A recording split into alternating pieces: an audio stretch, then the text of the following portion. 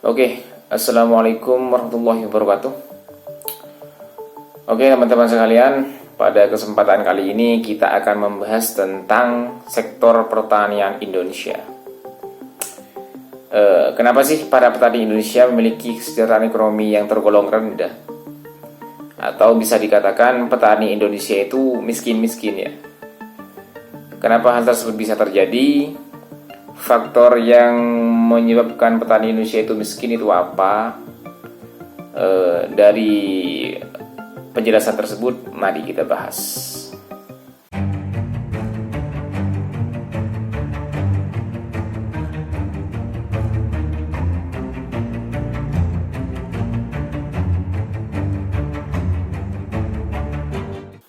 Seperti teman-teman ketahui bersama, bahwa Indonesia itu merupakan negara agraris, atau definisinya itu negara dengan penghasil bahan pangan dalam jumlah besar.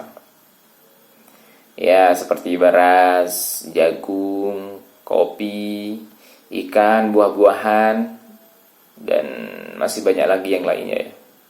Menurut data BPS pada tahun 2020, pertanian merupakan sektor yang paling banyak menyerap tenaga kerja dibandingkan dengan sektor lainnya.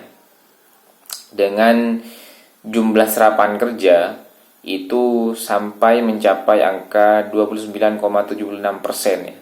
Banyaknya serapan tenaga kerja di sektor pertanian tidak menjamin para petani itu sejahtera. Fakta di lapangan bisa kita lihat bahwa para petani itu memiliki tingkat ekonomi menengah ke bawah. Mengapa hal tersebut bisa terjadi? Faktor yang pertama itu adalah sebagian besar petani Indonesia itu merupakan petani kecil. Data BPS pada tahun 2013 menunjukkan bahwa lebih dari 50% petani Indonesia hanya mengelola lahan pertanian seluas 0,5 hektar atau setengah hektar ya. Data tersebut menunjukkan fakta yang sungguh miris sebetulnya. Tentunya sering kita lihat pada suatu desa ada satu orang kaya yang memiliki lahan yang sangat luas, sampai-sampai hampir semua lahan pertanian di desa tersebut hanya dikuasai oleh satu orang saja. Sedangkan petani yang lainnya hanya menjadi pekerja buruh tani bagi satu orang kaya tadi yang memiliki sebagian besar lahan pertanian di desa tersebut.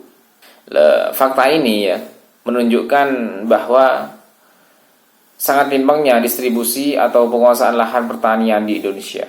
Pernyataan saya tadi itu bukan hanya omong kosong ya.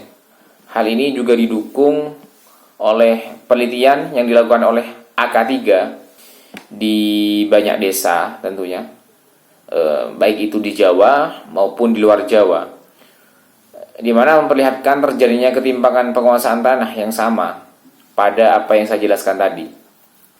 Pada desa-desa yang sudah diteliti, orang terkaya hampir memiliki semua tanah produktif yang ada. Di sini saya tidak menyalahkan orang yang memiliki lahan luas ya, karena hal tersebut merupakan hasil dari kerja kerasnya. Tapi dari data tersebut kita bisa melihat atau menganalisa bahwa penguasaan tanah yang tidak merata itu tentunya menyebabkan meningkatnya kemiskinan di pedesaan dan monopoli pendapatan oleh pemilik lahan luas seperti itu. Dan hal ini diperparah juga oleh kebiasaan orang miskin yang sering menjual tanahnya yang sedikit tadi itu dijual kepada orang yang sudah memiliki lahan yang sangat luas. Karena pertimbangannya biasanya itu masalah harga ya. Harga yang diberikan oleh orang kaya tersebut itu lebih tinggi. Biasanya yang menawarkan harga standar itu biasanya orang-orang yang memiliki perekonomian yang standar ke bawah ya. Menengah ke bawah maksud saya. Jadi karena kalah bersaing dengan harga tinggi yang dikeluarkan oleh orang kaya tersebut, jadi orang miskin yang memiliki lahan sedikit itu, lahannya itu dijual kepada orang yang sudah memiliki lahan luas tadi. Sehingga hal ini menyebabkan menumpuknya lahan di satu keluarga saja yang sudah kaya tadi itu. Ini merupakan kebiasaan yang tidak baik sungguhnya. Kalau seandainya kita dapat menganalisa, sesungguhnya praktek yang benar itu, orang miskin tadi itu biasanya lebih baik mengeluarkan tanah atau menjual tanah kepada orang yang tidak terlalu memiliki banyak lahan. Sehingga harapannya tanah di suatu desa itu tidak tertumpuk kepada satu keluarga saja. Orang-orang lain itu juga bisa menikmati hasil dari tanah produktif di suatu desa tersebut, seperti itu. Tapi tentunya ada banyak faktor yang menyebabkan hal itu terjadi. Ya salah satunya ya harga tadi, dan faktor kebutuhan juga, saya tidak pungkiri itu. Tapi alangkah baiknya praktek tersebut dihilangkan ya. Dan seperti yang katakan tadi, lebih baik menjual tanah kepada orang yang masih belum memiliki banyak lahan, seperti itu. Terus faktor yang kedua adalah rendahnya pendidikan para petani Indonesia. Sebagian besar para petani Indonesia masih berpendidikan rendah. Berdasarkan data BPS, tingkat pendidikan petani Indonesia masih didominasi oleh SD dan SMP. Sementara lulusan perguruan tinggi atau diploma hanya sebesar 0,57% dari keseluruhan petani di Indonesia.